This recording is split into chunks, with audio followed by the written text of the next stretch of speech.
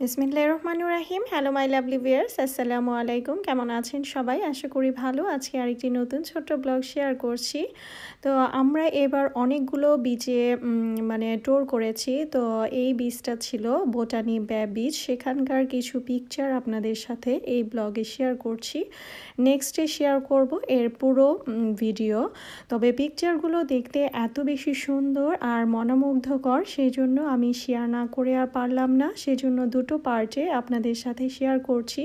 প্রথমত আমি পিকচারগুলো দিয়ে আপনাদের একটু আকর্ষণ করানোর জন্যই আমি পিকচারগুলো আগে দিচ্ছি আর পুরো ভিডিওটা দিব পরে। তো দেখতে থাকুন, আর ভালো লাগার যদি কাজ করে তাহলে একটা লাইক দিয়ে দিবেন, কমেন্ট করবেন আর শেয়ার করবেন। বোটানি বে বিচে যদি যান তখনই আপনার এই গাংচিলের মতো সুন্দর সুন্দর পাখিগুলো দেখতে পাবেন। আর সাদা পাথরগুলোও সাদা, এত সুন্দর কি বলবো, একদম চোখের মানে দৃশ্যগুলো চোখে জুড়িয়ে যাচ্ছে আর মনে হয় না আমি আর বাসায় ফিরি, এমন একটা দৃশ্য। আর আমার মেয়ে, আমি, আমার ছেলে, আমার সাহেব সবাই খুব বেশি মজা করেছি। আর বিচে গেলে মনটা এমনিতেই ভালো হয়ে যায়। আর আকাশের কালারটা দেখতেই পাচ্ছেন কত সুন্দর ছিল। আমার মামুনি তো একদম একা একাই মানে সব কিছু, সে বোঝা যাচ্ছে এখানে কত বড় হয়ে গেছে। সমুদ্রের একদম কাছে সে গেলে অন্যরকম আসলে ফিলিংস চলে আসে সবারই। তবে বাচ্চারা অনেক বেশি খুশি হয় পানি দেখে। আমিও একটু পিছনে থাকলাম না, আমিও পিকচার তুলে নিলাম। আর আমার পিকচারগুলো আমার হাজব্যান্ড তুলে দিয়েছে।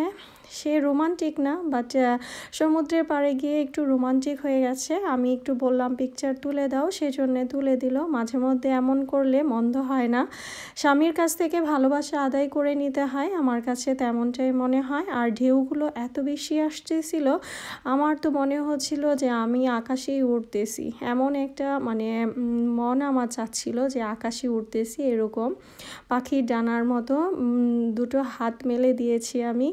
তো আমার কাছে খুব ভালো লাগতেছিল। আর আকাশটাও খুব পরিষ্কার ছিল, রৌদ্র উজ্জ্বল ছিল। আর যারা সুইমিং করেছে আমার হাজব্যান্ড আর বাচ্চারা, তারাও খুব মজা করেছে।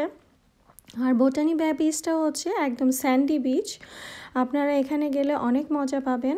আর ওয়েদারের কথা বলে লাভ নেই। সকালে একটু আমরা যখন পৌঁছেছি ওখানে তখন একটু মেঘলা ছিল, তারপর আবার রোদ উঠে গেছে। আমার মেয়ে তো একদম পানিতে ভিজে আবার স্যান্ডিতে চলে এসেছে। এই পাথরগুলোই হচ্ছে এই বিচের সবচেয়ে বেশি আকর্ষণীয়।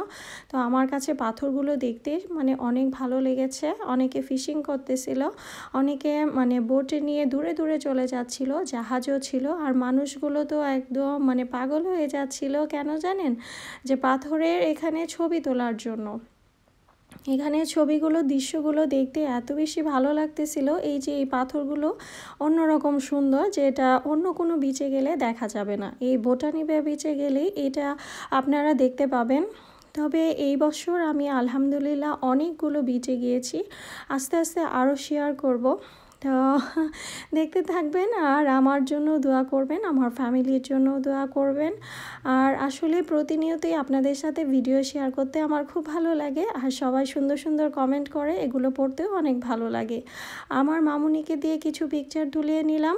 আসলে অনেক বেশি ঠান্ডা ছিল, পানিটাও অনেক বেশি ঠান্ডা ছিল আর স্বচ্ছ ছিল, একদম পরিষ্কার পানি ছিল।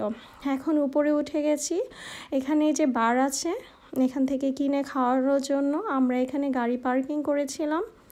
এই তো আসলে দৃশ্যগুলো খুবই চমৎকার, চোখ জুড়িয়ে যায়। কি বলেন আপনারা? যারা ভিডিও দেখবে তাদেরও ভালো লাগবে, আর আমি যে রেকর্ডিং করছি আমার এখনও খুবই ভালো লাগছে। আর আমাদের দুজনের নামটা বালিতে লিখে নিলাম। আর ঢেউগুলো এত বেশি চমৎকার, ও অতুলনীয় ছিল। আসলে দিনগুলো চলে গেলে তখন স্মৃতি রেখে যায় শুধুই পিকচার। তাই আজকে এই ছবিগুলোই শেয়ার করলাম।